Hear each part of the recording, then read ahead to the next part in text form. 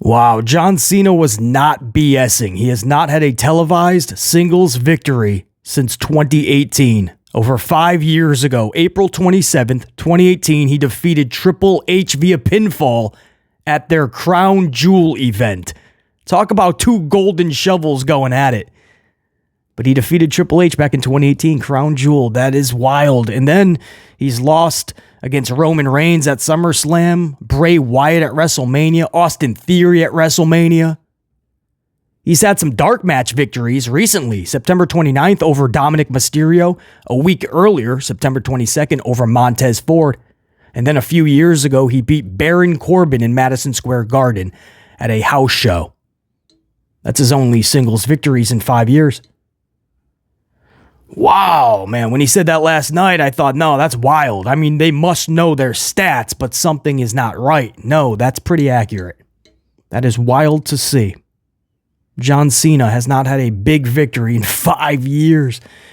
My Amplified unit, where are my manners? Welcome to the Amped Up Podcast for Saturday, October 21st, 2023. We're going to be featuring the SmackDown review from last night.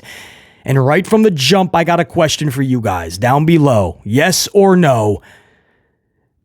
Are they rushing LA Knight versus Roman Reigns 2 weeks from today? Crown Jewel.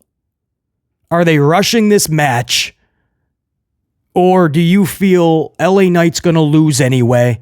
Rip the Band-Aid off.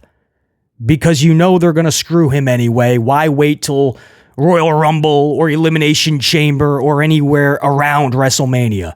Rip the Band-Aid off now, BC, and then hopefully they can pick up the pieces of LA Knight. And hopefully he can, or they will minimize the damage, right? The problem is I don't know if I can trust the company to do that. You want a little bit of victory in defeat, right? You want to say, well, BC, maybe this will lead to something bigger afterwards between the two. But you got to believe that their first meeting, it's going to be hard to overshadow that. That's always going to be the cloud over any future matches. For instance, Sami Zayn versus Roman Reigns, Elimination Chamber in Montreal. You know damn well no match afterwards between the two is going to eclipse that moment in time. That stage. With that atmosphere. Cody Rhodes and Roman, you could do that 5-10 more times. 4 of them at more WrestleManias. You're never going to eclipse the moment in time that WrestleMania 39 gave us. LA Knight versus Roman Reigns, their first matchup should have been massive with a huge story underneath it. A couple weeks ago, they planted some seeds. All of a sudden, the LA Times, before SmackDown goes live, is saying that this match is official. And Paul Heyman standing in the middle of the ring last night saying it is official and next week we're going to do the contract signing.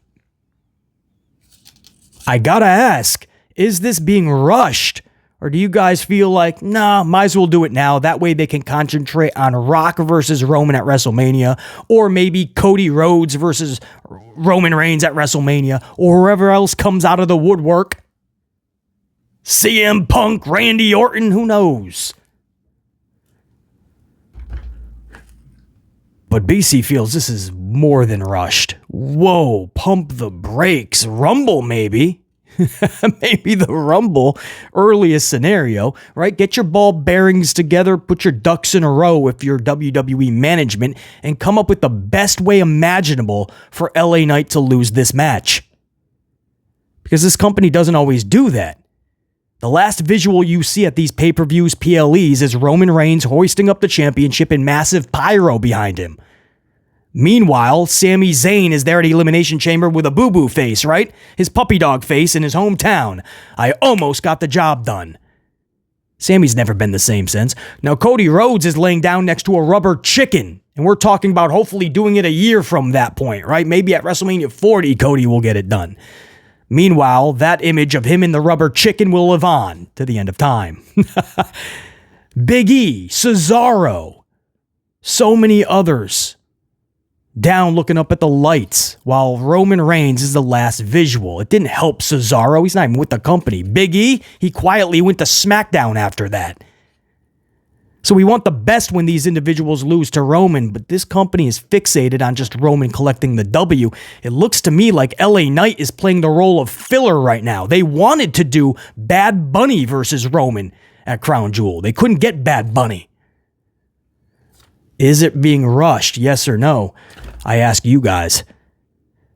We'll go over the beginning of the show. Paul Heyman, LA Knight face-to-face. By the end of the show, Io Sky. Wow, what a match. What a performance. What a victory over Charlie Flair.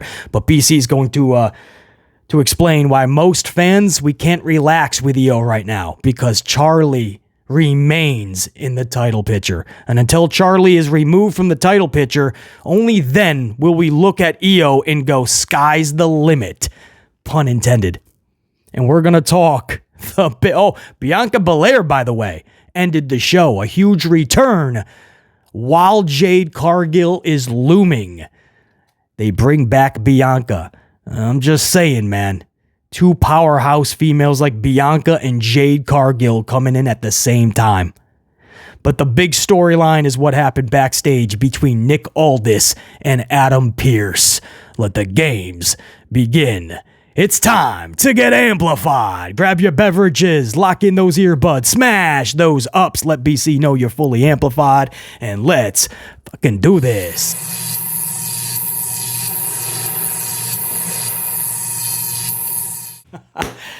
I gotta make that opening electric sequence just a little bit longer. Haven't even gotten a swig out of my coffee yet. But that's all right. We got a packed, stacked, jacked review coming at you today. A lot to talk about, and we're going to be fully amplified doing such. But before we begin, after this review, BC is going to give some shout-outs to some amplified unit members. That thanks button down below, we call it super thanks. It's a play off of super chats. It's just a way to show appreciation to the channel, to the content creator. I always reiterate, it's never needed, guys. I'm going to have plenty of coffee.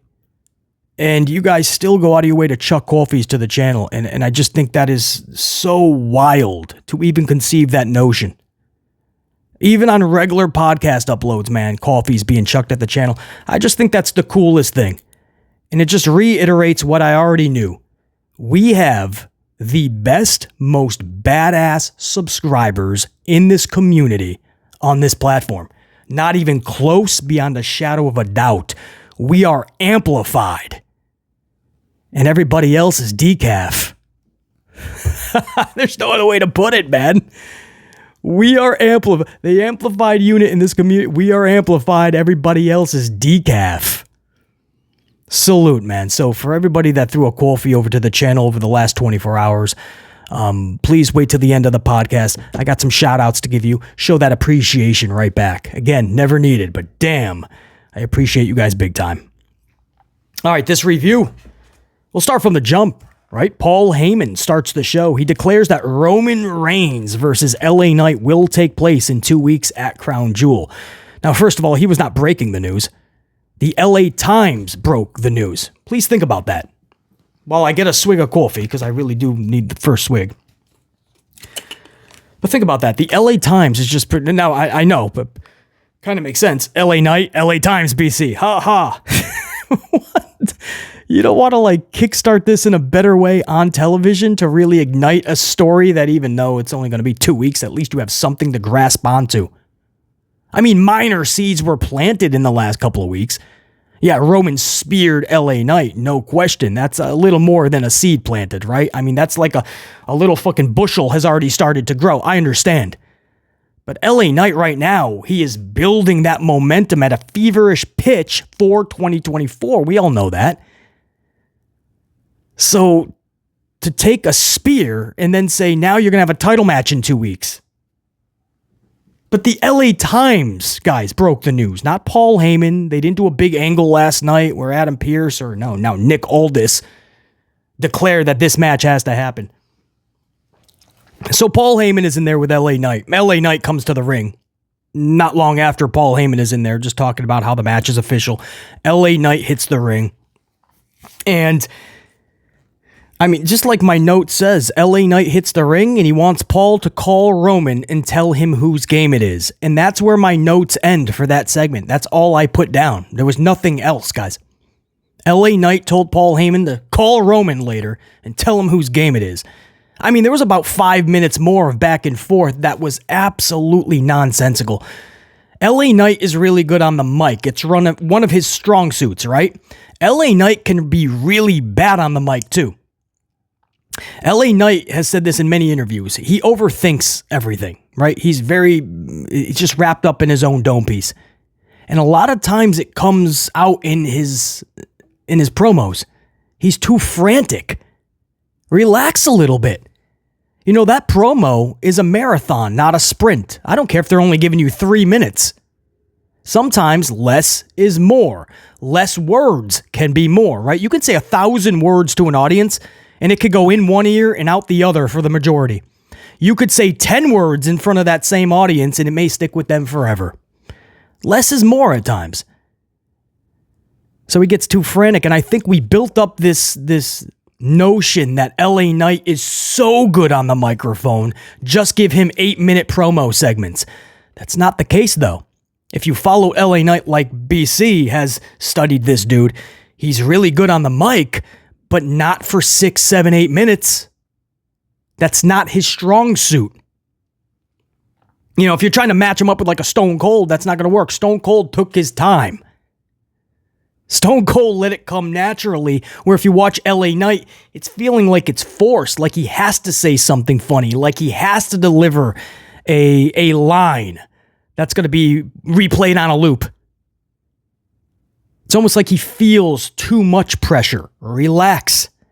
And that promo, relax. Don't feel the need to be funny. Don't feel the need to give everybody an audio clip.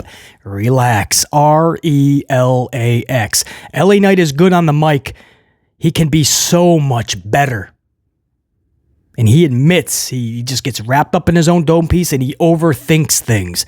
You can tell in these promos he gets too frantic. Anything over a few minutes, a little bit rattled.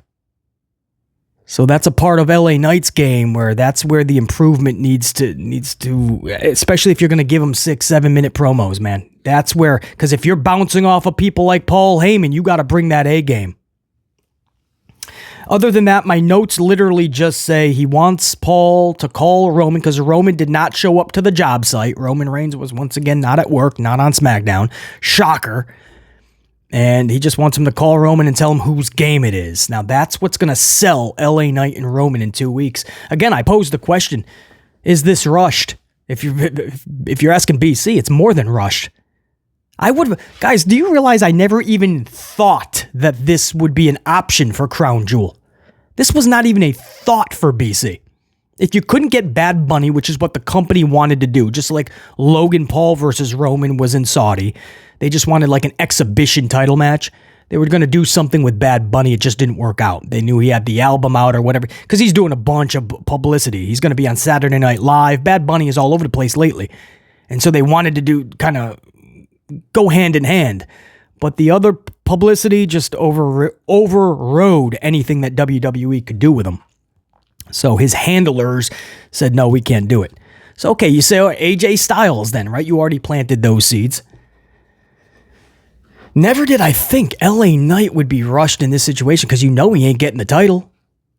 Nor should he, actually. I mean, it's crowned. You're in the middle of a Saturday afternoon show in Saudi, and that's where Roman's 3-year-plus reign ends. So yeah, if you're asking BC, this is more than rushed. It's beyond rushed. It's not even, I can't believe we're even talking about LA Knight versus Roman Reigns in 2 weeks. And I don't know how this helps LA Knight, but we're all going to have to let it play out, right? We have no other choice. They already made the match official. Next week on SmackDown is the contract signing. So yeah, we're going to let it play out, man. We don't have a choice. Wow. And if you guys don't feel it's rushed, then what do you say? You just want to rip the Band-Aid off? They're going to screw up LA Knight anyway. Might as well do it now, and maybe we can rectify him for WrestleMania. I guess that's a way to look at it. But this just seems like they panicked. They called a filler audible, and they're using one of their top stars. Blink of an eye. Drop of a hat. Snap of a finger. Wild, man. But that was the start of the show. Nothing intriguing, man. LA Knight and Paul Heyman, it's not their best work. It wasn't Paul Heyman's best work for sure. He was trying to let LA Knight just take control of the promo. LA Knight, he's not there yet. He's great in those sound bites. He's great with a couple 2-3 minutes of material. That's where LA Knight's at his best. So this kind of dragged out. There was nothing of substance. He walks away. The crowd was a little bit like, the live crowd even kind of was like, where is this leading to? And then Paul's just in the ring calling Roman Reigns, and we go to commercial. We come back. We have our first matchup of the night is Montez Ford of the Street Business. That's what we call them. Montez defeats Santos Escobar via the awe-inspiring, ultra-devastating fruit roll-up. That fruit roll-up. Dawkins with a little bit of interference outside, or at least a distraction. So then Santos gets back in the ring, and he's immediately rolled up. And we call anything where you're just holding your opponent down. There's no move. There's nothing that knocked them out. They're just holding them down. We consider all of that a roll-up on this channel. No mulligans. So it doesn't matter what version of a roll-up. If you're holding somebody down, you got rolled up. Just not believable for BC. You go back and watch it. Escobar he didn't even look like he was trying to move his shoulders, because he knew if he did, he would accidentally kick out. So you just kind of got to lay there as somebody's holding you down. I hate that. There's times for it. If you're in a 30, 40, 50-minute match and somebody fucking shocks you with a roll-up and you have no energy to kick out, okay. Right at the beginning of a match when they catch you by surprise, maybe. And even then it has to be done perfectly. These days, we just overuse the roll-up. And in 2023, we're still overusing the roll-up. Wild to me. Now, the good news here is it's just great to see the heel side of the Profits. And what makes it work, guys, the most is it's believable. It's believable. And Dawkins no longer feels like the sidekick, right? They're on equal footing now. So let me explain exactly what I mean. First of all, it's believable, right? Starting from last week, there's no hesitation in this group. It's almost like they know who they are now, and they're willing to rock out to reach the top of the company, or really rock out with Bobby Lashley. So Bobby backs off from Carlito last week backstage. Remember, Carlito says my first match on SmackDown should be a rekindled rivalry, Bobby Lashley versus Carlito. And Bobby's in his nice suit, and he takes a couple steps back. He says, I'm not even dressed to compete. And the second he says that, wham, a chair comes out of nowhere, like an RKO. A chair comes out of nowhere and takes out Carlito. It's Street Profits. There was no hesitation. The second Bobby was delivering that line, they were already in there with a chair. It gives that vibe like this group has their mission statement and they're going to rock out. And nothing is going to kind of send them on a detour. So last week I noticed that the lack of hesitation, gone. No more of this good angel, bad angel type thing. No, just what is your mission? Are you going to link up with Bobby Lashley or not? Last week was a defining moment. This week, after this match, they start attacking Escobar immediately after. The victory wasn't good enough. They want to attack Escobar even more. Love it. It's these little things that are not so little when you're trying to showcase character development in a positive way. These little things are actually huge in the grander spectrum. So that's what I mean by believable. Lack of hesitation. Full throttle amplification. The victory's not good enough. The whooping afterwards is what we're after. These are the things that are going to build the Street Profits in the right direction. And on top of that, when I say that it feels like Dawkins is no longer the sidekick, right? They're now on equal footing.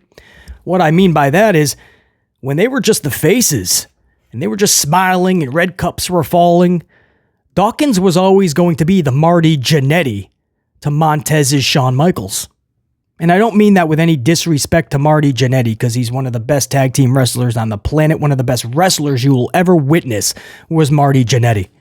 But when you're looking at the team, when they were faces, Shawn Michaels was always deemed, always looked at as the star, right? Montez was always going to be the star. Dawkins was always going to be in the shadow of Dawkins, or Dawkins was going to be in the shadow of Montez. My bad. That was always going to happen. But now you're starting to see Dawkins really come into his own, like he was meant for this role, you know? And now Dawkins and Montez, they're on equal footing now. A heel Dawkins is the equalizer to a phenomenal Montez. So I just think that, man, if they keep going with the Profits like this is dramatically better than anything they were doing as faces. So I'm willing to overlook the little fruit roll-up over Escobar. Because everything else I'm seeing here, character development-wise, this is huge for this team. And then we had a good start to a segment with another tag team. It went off the rails quickly, though, unfortunately. This was a segment with Pretty Deadly. They're at like a massage salon. And they got their feet getting like in that massage water. Whatever it is, I don't know. They're about to get their nails done, maybe. They saw Matt Riddle's specialist. Scooter Stevenson, Flip-Flops Flanagan. Maybe they're going to get their nails done. I don't know. They're at a massage salon. And they're talking about getting the salon part done, getting the massages. They're talking about going to a Taylor Swift concert. Again, character development. I'm loving everything I'm hearing because it makes you want to... You just can't stand these dudes 100,000 different ways, right? Because you like them. For wrestling anyway. They're funny. They're good. This could be good for the business, the industry, especially the company. And there's so many reasons not to like them. Which is why we like them. So the segment was starting off pretty damn good. They're in their little salon chairs. They're talking about going to Taylor Swift, you name it. One camera on them. Maybe a couple, because they were doing the close-ups too. So maybe it was 2 cameras. But okay, it was good. Just end it like that too, by the way. Just keep going about Taylor Swift or whatever. Maybe you're going to see Beyonce next week. Who knows? Right? Just make fans irritated when they see you. Perfect. You got them right in the palm of your hands. When you can make people irritated just by seeing you, you got them in the palm of your hands. Beautiful. But instead what they did is they had Butch and Holland attack them from behind, and it was cinematic. Guys, there was cheesy, like, music playing. They started to do the in and out thing. It turned, like, different colors for a moment. You had about 16 different camera angles. They were doing about 117 cut scenes. Or cut edits. I mean, it got overly dramatically cinematic just for Holland and Butch to attack them at the salon. So I truly didn't know if I was watching something that's actually happening. Like, is this part of a real storyline? Or is this like a dream sequence that they're having and somehow we're seeing it? The problem with that is you're not Bray Wyatt. You're Pretty Deadly and you're Holland and Butch. So none of you have these powers to make us even suspend disbelief and enter that wacky world. Because I'll do that with The Undertaker. I'll do it with Bray Wyatt. I'll do it with Papa Shango. I'll do it with Sting. Sting's not really a supernatural dude, but I'll do it with Sting. There's certain people. Okay, Matt Hardy, for sure. But why are we going cinematic with 117 cut edits, and how did we go so cheesy so quickly? NXT did that a lot when I used to watch it. They don't do it as much now, thankfully. But I remember one time a bunch of tag teams were in a bar and they were setting up like a multi-man tag match, and there was about 100,000 cut edits, 76 cameras. Every line looked like it was just heavily rehearsed to nauseum. The line delivery was horrible. So I don't know why they went cinematic there for Holland. I mean, you are literally... Tell your audience what they're witnessing is absolutely cheesy fake without telling them it's absolutely cheesy fake. That is not what we need on the main roster. Cut that shit now. I literally didn't know if this was supposed to be a dream sequence or not. I mean, they had music playing. They had the camera going in and out that changed colors for a moment. Wow, I can't tell you how bad that was. And it was alarming to see that on the main roster. Again, I saw that in NXT, but I just sum that up to like, hey, they're trying something new. Hopefully they find out that's not what should be in pro wrestling. I know it's a television show. I want the storylines. I want the cool segments like that. But you don't produce them like that. You don't overly produce professional wrestling. Pro wrestling at its core is, no pun intended, raw. But you cannot overly produce pro wrestling, man. I mean, this was like a cheesy horror film that we were watching, and it doesn't even involve a Bray Wyatt or anybody. It's Pretty Deadly Butch and Holland.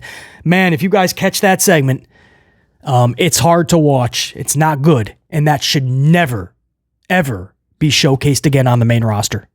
Leave that shit alone. Oh, it was so bad, man. It's so not believable. It's supposed to be a real Attack at the Salon, man. Austin and Booker T in the supermarket was 8 billion gazillion times more realistic. Can you tell I didn't like that? Anyway, moving on. John Cena is out next. They're really pushing the fact that he is the GOAT. Do you guys look at John Cena as the GOAT, by the way? Is he the GOAT? Is he above the Hulk Hogans, the Warriors, the Savages, the Stone Cold Steve Austins? In some areas, you may say, yeah, he may check off a lot of boxes. There's a lot of boxes, too, he does not. I mean, Undertaker could easily be the GOAT. I don't know. I guess that's like a Mount Rushmore thing, right? It's always going to be in the eyes of the beholders. But to push that he's the GOAT so much last night, I think they said it approximately 46 times. That's about 46 times too many.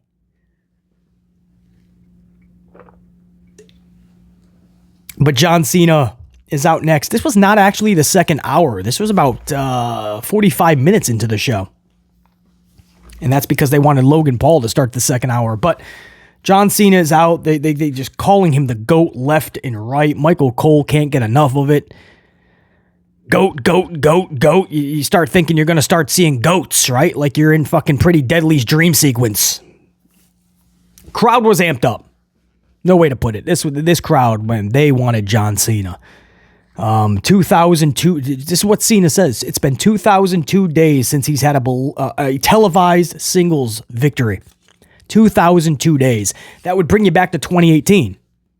BC did instant Steiner math. I said, there's no way you did not have a televised victory since 2018, but it's true.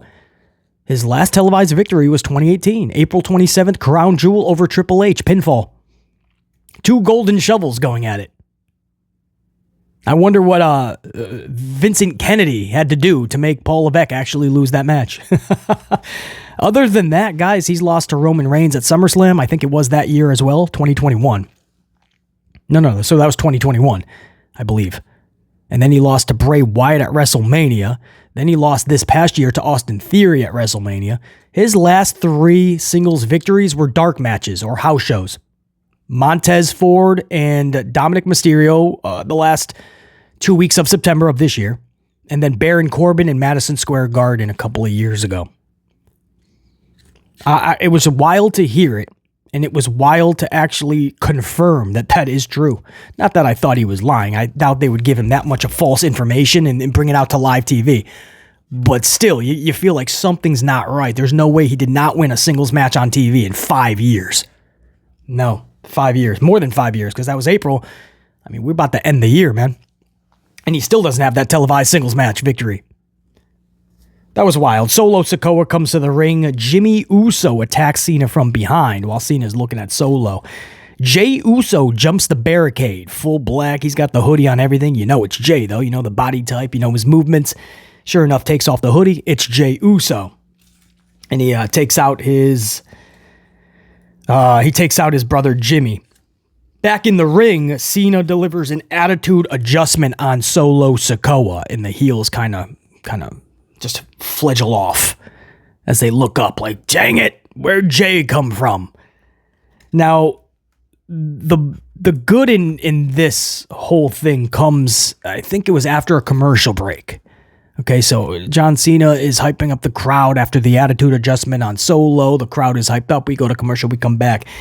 This was just a great, and I don't use the word great often, but this was a great backstage segment with Nick Aldis telling Jey. So let me set the stage for you here. It's Nick Aldis new general manager of SmackDown. The general manager of Raw, Adam Pearce, was there, but you would believe that. They're doing business, right? Random Raw stars, like even Jey Uso just showing up. Okay, I don't believe that. Unless you're going to make a big deal out of it, right? I always say this every week. When a SmackDown guy goes to Raw or Raw goes to SmackDown, wouldn't somebody in authority be a little upset that somebody who's not on your show is taking up your time? Nothing is ever done. It's never even explained. So last night, they made a big deal out of Jimmy showing up to Raw and Jey to SmackDown. That's all I ask for. If you're going to do it, fine, but make it a part of a storyline. So we all know that there still is a brand split. And there's consequences if you just go to the other brand. So last night, they did that. And Adam Pearce being in Nick Aldis' office, it makes sense. They're both the general manager. They're having a meeting. And it was cool to see Pearce there. It's like, oh man, all right. This could be a conflict of interest in the future. And sure enough, man, the future is now, because Nick Aldis says that he wants to fine Jey Uso $10,000 for showing up on his show. So Adam Pearce says, well, if you're going to fine him $10,000, then fine his brother $10,000 for showing up on my show Raw. That's the only fair thing to do. So then Nick Aldis tells security to usher Jey Uso out of the building. Adam Pearce says, is that necessary? I'm right here. I'll walk him out myself. He doesn't need security. Nick Aldis says, that's a good idea. Security take both Jey and Adam Pearce out of the building. Pearce goes, are you throwing me out of this building? Really slowly. Now that's line delivery, right? Are you throwing me out of this building? Nick Aldis looks right at him and says, yes, I am. Adam Pearce just does a little thing with his suit, maybe fixes his glasses, looks right at Aldis and says, let the games begin. And he walks off. War Games, for those of you that don't know. Now, I have no problem with the War Games. My problem is just throwing a bunch of dudes in there, putting a cage around them, and calling it something just fluky. I mean, a lot of these steel cage match no longer even holds weight to BC anymore. You're putting a cage around them, that's it. You want to put 2 rings and a cage around it. You want to put 5 rings with a huge cage around it. Unless you're going to make this meaningful, it's going to be meaningless. And with Survivor Series just a month away, you started to think, wow, man, nothing that happens is going to be that good because it's going to be rushed. And it is rushed. I mean, the general manager was just announced last week for SmackDown. Pearce solely Raw. That was all done last week. And already we're planting, these aren't even seeds. That was the shots fired, right? You're out of my building. Yeah, well, now the games begin. They're telling you. So in 1 week, this is very rushed, but damn, so well done.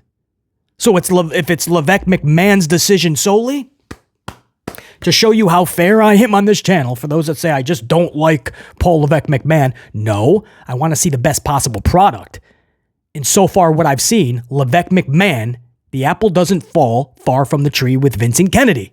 He's got good ideas. Some of the parts of the television might be a little better, but you're going to see a lot of McMahonisms forever as long as Levesque McMahon is in charge. That's the problem. He needs people around that are going to make the product better. He can be a part of that. That's what I've always said until I start to see different. But when I see something good, I'm going to give that praise.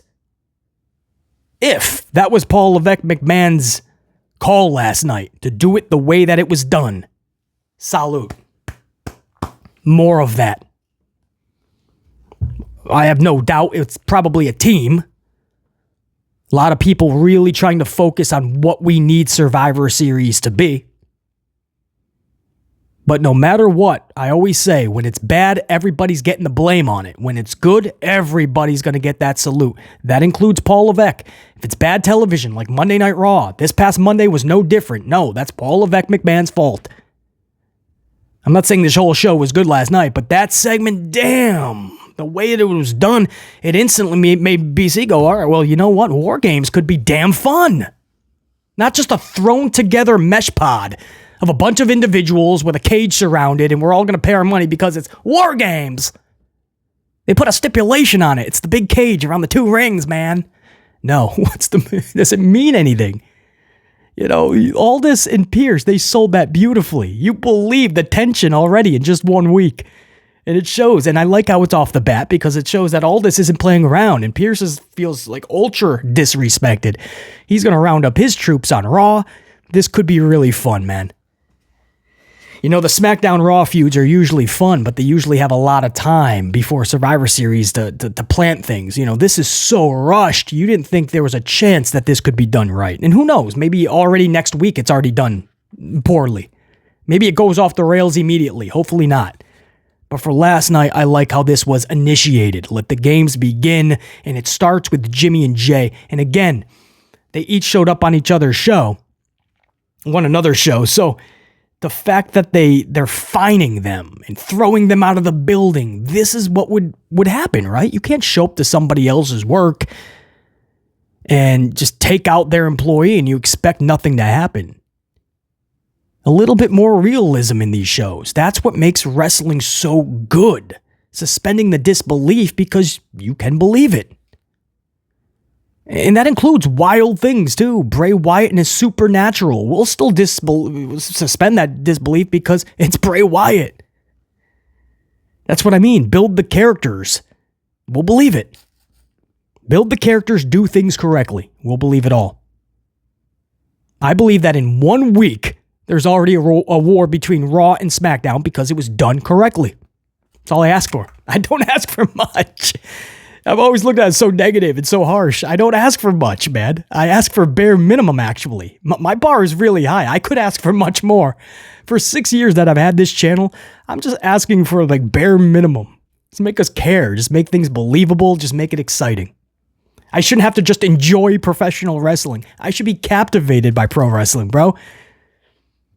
And it opens up possibilities, too. If each team has one member that is a question mark, right? The teams are set for Raw and SmackDown, but each team has one individual. What if Randy Orton was part of one team? What a pop. What a surprise. Chicago, Illinois. Chicago. What if CM Punk? Is it time for CM Punk to go back to his original home and end his career the right way? A 1-year contract? I don't know. Not the biggest Punk fan, obviously, but the way Punk's career ended with AEW, that doesn't sit well. It doesn't with him. It should be a little better than that. As long as he's in a structured environment like WWE, I think he'll be way better off than AEW. AEW didn't have the structure that he needed. I think he now knows that. BC has always told you that. People thought it was just disrespect or being harsh, critiquing CM Punk harshly. No, it's truth. He needs that structured environment. He excels in environments like that.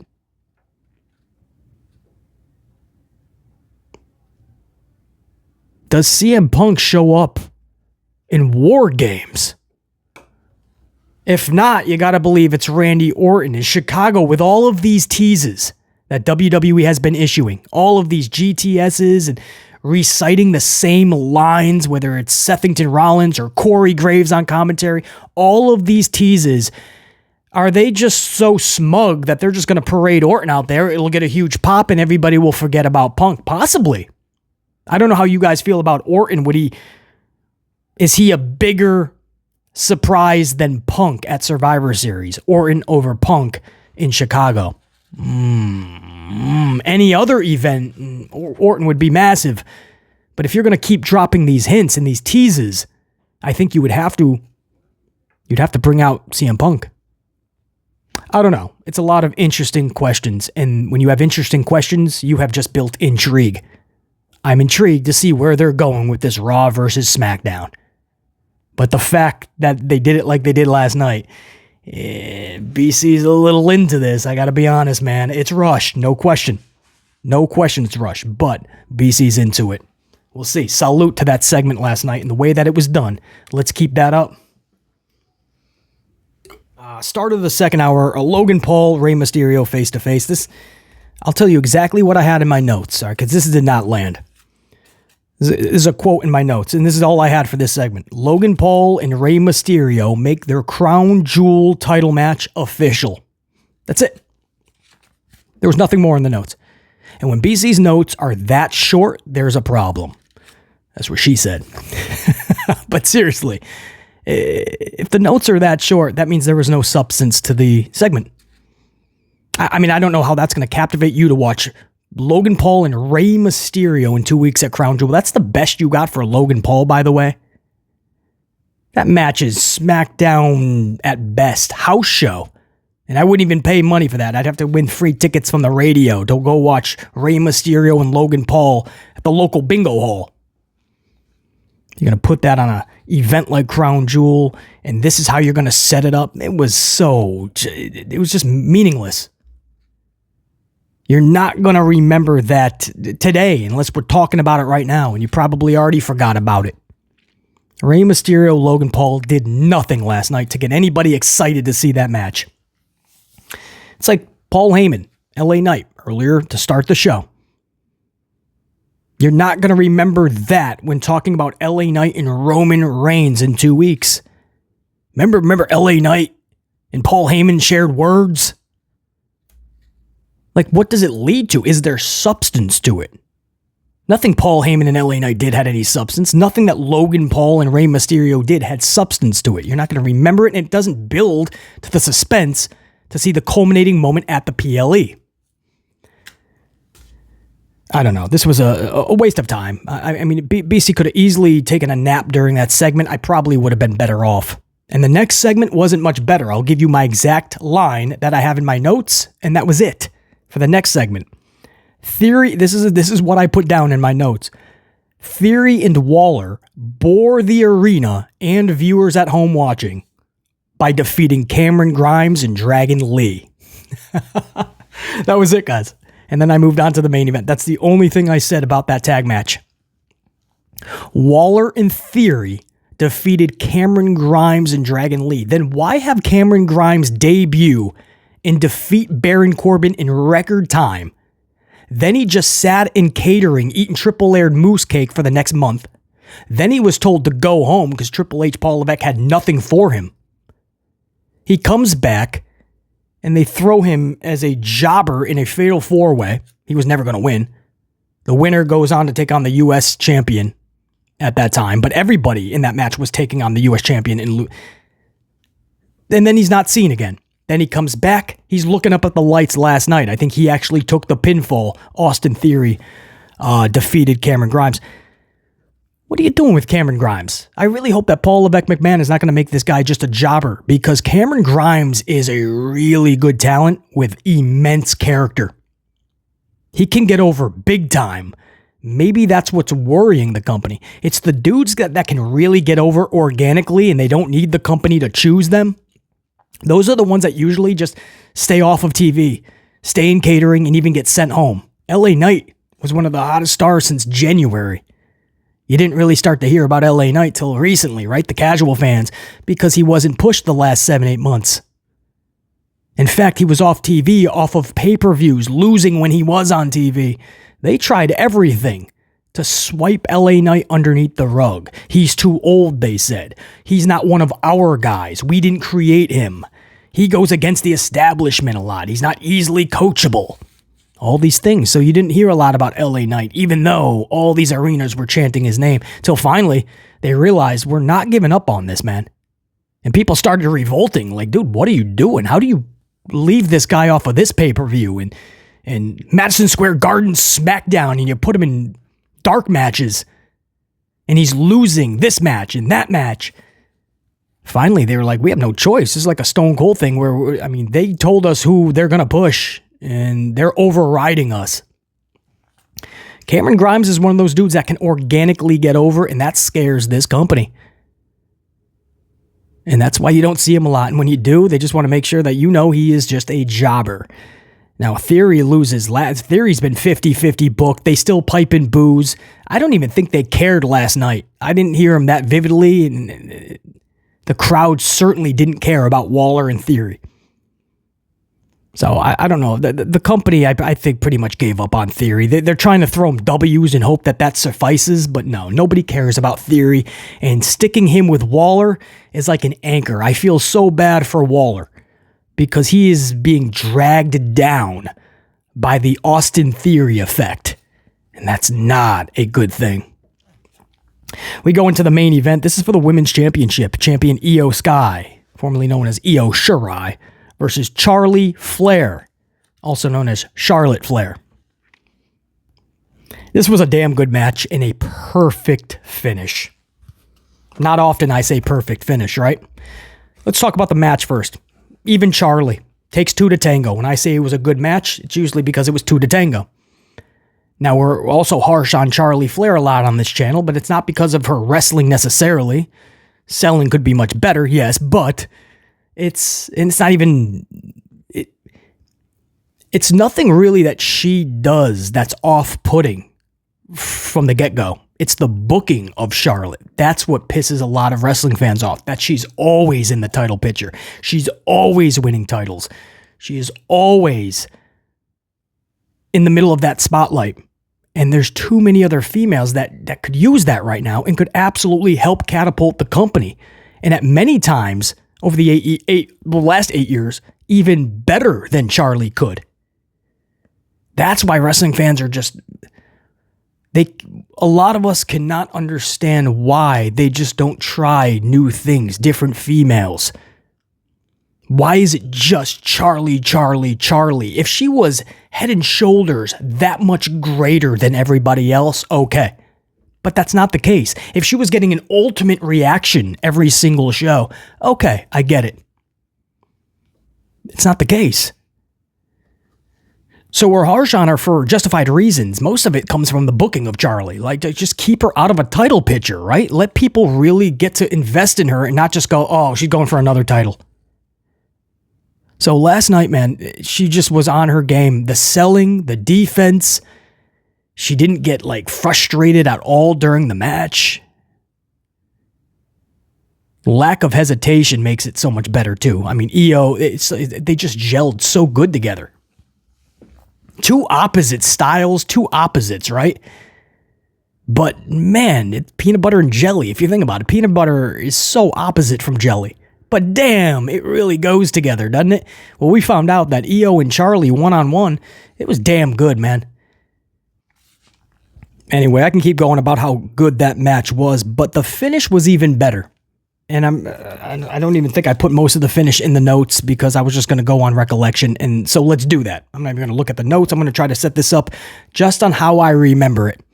So Charlie is laid out. We're about to get the over the moonsault. And there's Io top rope. And sure enough, she flies like a fucking glistening bird in the breeze. It's like she's up there for 1,000 years. It's a thing of beauty, her moonsault. So Io has this moonsault. On her landing, Charlie puts up the knees, maybe her feet, I don't know, but something perfectly. And Io always lands perfectly where she needs to. And it went right into either the feet or the knees. And it literally just launched Io. So right off of the failed moonsault, she gets launched into the opposite turnbuckle. Guys, it was a thing of beauty, masterpiece. And then it went right into a Charlie Flair spear. Easily, you thought that's a 1, 2, 3. Io was able to get near the bottom rope, and Bayley, with an assist, puts the right foot of Io on the bottom rope, so it breaks up the pin. Very good. Charlie at this point's pissed off, goes outside, takes out Bayley. While that's happening, Dakota Kai slips in the championship over to Io inside the ring. Now, when Charlie gets back in the ring, Dakota now goes to the opposite side, and Bayley is laid out, chucked over the commentary table. Dakota, after slipping the title to Io, goes to the other side, distracts the ref. Charlie goes to hit another spear, and she goes right into the title that Io was holding. Io over Charlie, 1, 2, 3. That's going to be the match. Io retains, defeating via pinfall Charlie Flair. Charlie saves face. It was cheatery. It took a village, right? Sometimes it takes a village. It took all the damage control. That's a perfect finish. It's not that hard to comprehend. The face is saved. The heel gets the W, but they did it with heelish tactics. And Io gets a title reign. The last two matches for Io, man, the triple threat at the pay-per-view a couple weeks ago. What was the pay-per-view? I keep calling it Backlash. I think it was Fastlane. Charlie, Io, and Asuka, I believe. And Io coming out with that championship. And I was just like, that's one of those That's one of those moments that you're going to see like highlights of that, clips of that in her Hall of Fame video package. Like that's one of those matches where you could say that was a good title reign, but you need more of those. Last night, another notch in the belt. That was another match where you say that is going to lead to what we're going to consider a good title reign. Because a good title reign has to be meaningful and memorable. Unfortunately, a lot of title reigns are not meaningful. And unfortunately, even more so, is that a lot of them are not meaningful or memorable. Io is doing something special recently. If you don't see this, especially with the ladies in these championships, you don't. Tag team ones are not even relevant. I think somebody said, comment-wise in a recent podcast that, and I forgot exactly who it was, but thank you for the stat. Piper Niven and Chelsea have not even defended the tag titles in months, I believe. So I haven't been able to confirm exact dates, but tag titles are irrelevant. In the championships, Rhea Ripley very rarely defends her championship. And Asuka, when she is a champion, there's not one, and you know how high we are on Asuka on this channel. There is not one title reign that Asuka had that was meaningful or memorable. How sad is that? And a couple of them, it was only to prop up Charlie. So while Asuka was champion, she was propping up Charlie. They were even a tag team at one point. So while Asuka's the Raw champion, she had to give the rub over to Charlie so that they would cheer her as well. And then Charlie ended up taking the title anyway from her. So not even people like Asuka, man, you just don't see it. So what Io is doing now, man, it's very special. The reason a lot of wrestling fans can't relax and just see that is because Charlie remains in the title picture. And we still believe that at any moment, it's going to be Charlie to take the title from Io. And at this point, nobody should be taking it from Io because Io is on a roll. She's finally getting the booking that so many females for so many years should have been getting. But at least somebody is now, and her name is Io. Massive victory. Perfect finish. Such a good match. What a main event. At the end, Damage Control, being the heelish, dastardly Dieters that they are, they attacked Charlie, and here comes the return of Bianca Belair. Looking ultra beautiful, obviously badass. She fucking hasn't missed a beat in the gym. She's fucking taking Bayley like nothing and delivering the KOD. Yeah. She was badass, man. And the show ends with the faces taking us off there, right? Charlie and Bianca side by side as we fade to black.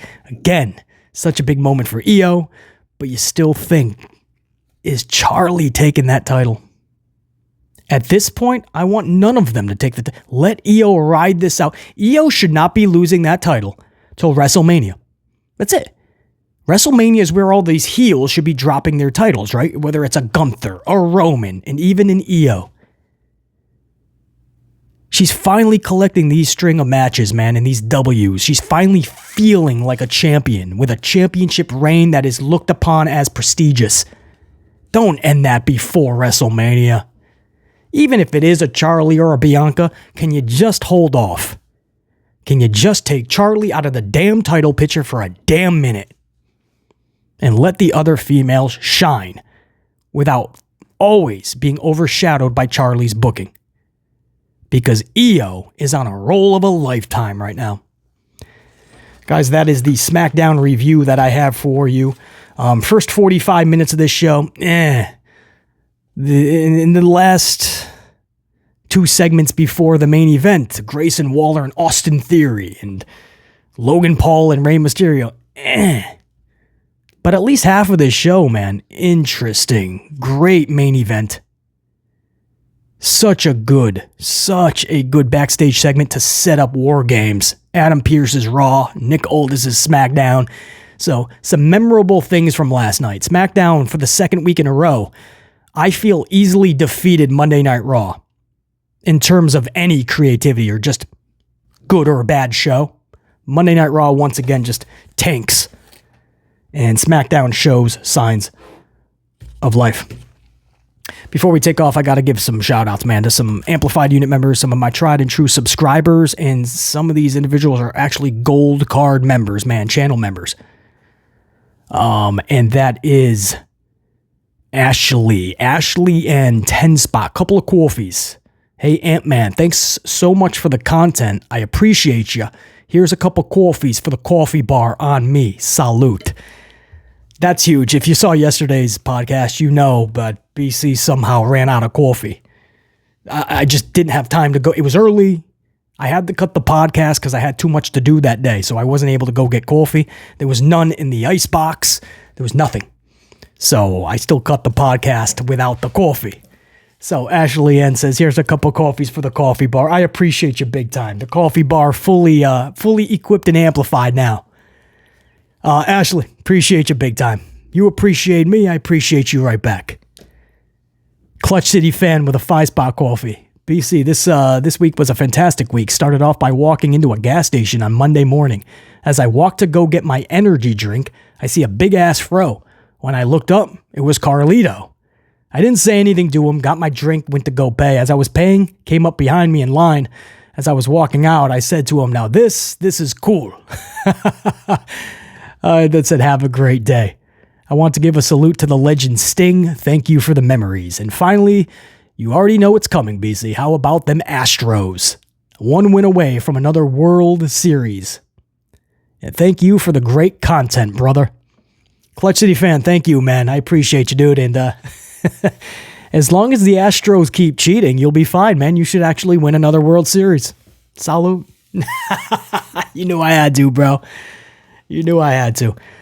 I can't do it, Clutch. I can't. I want to say, hey, my Yankees are out of it.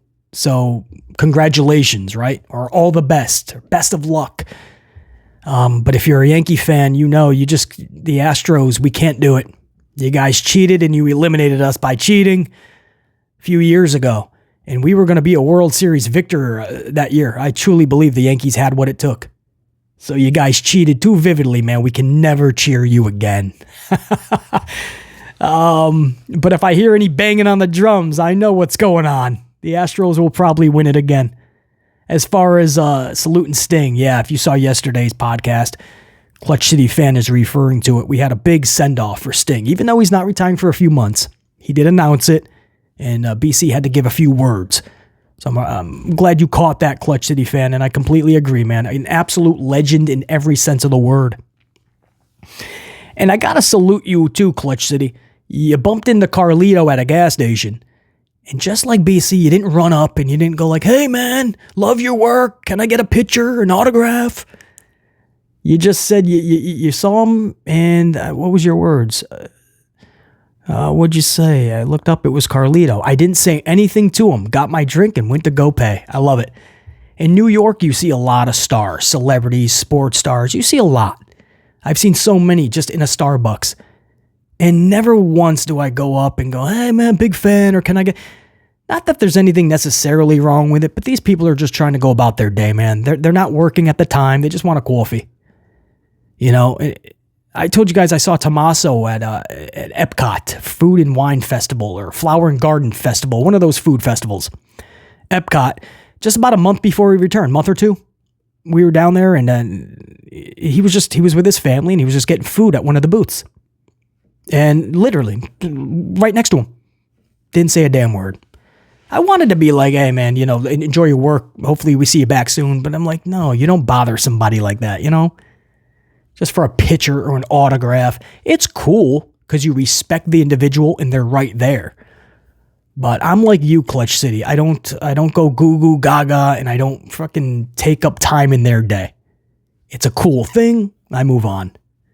So Clutch City fan, pretty cool, man. Bumping into Carlito and just being cool about it. Not making a big deal. Also, Steffi with a 5-spot coffee. I appreciate it. Much love and respect to BC. Right back to you, Steffi. JR9 Gaming, 2-spot. I think this may have been 2 podcasts ago because this is the 22nd edition of JR9's Amplified Roundup. Great read, by the way. And how you started at JR9 was the only thing surprising to BC is that it wasn't more time, because it felt like, because I caught a lot of that Tuesday. It felt like a lot of time was dedicated to the ladies, like almost the entire show. But JR9, and I won't, you guys can go back. It was, I think, 2 podcasts ago. If you guys are wondering, my right-hand man on the channel, JR9 Gaming, catches these Tuesday night shows for NXT every single week. And in the following podcast, in the comments, you'll see his full report, because BC can't always catch these shows. And so he's got the full throttle, vivid, amplified review and report. So it's always just a great read. So always check it out every week, guys. JR9's amplified NXT roundup. So anyway, what I found interesting, and if you don't mind, I'll give an actual quote. JR9 says, it was another massive night for the ladies with 22 individuals featured in 4 consecutive matches, taking up almost half the show. They also had more matches than the men, again, 4-2. Not everything worked out, but overall, really good showcase from HBK. So JR9 says 22 ladies were used, 4 consecutive matches, including with the backstage segs. So, I mean, if you watch the show, it was like one match after the other was just late. You would have thought you were watching a whole night of just a ladies show, like a new Evolution or something. And I was fine with it. It was captivating. A lot of the ladies I didn't even know, because it was like the breakout tournament, but I learned a lot about them. Said, okay, pretty cool. Maybe one day in the future we'll be reviewing your matches.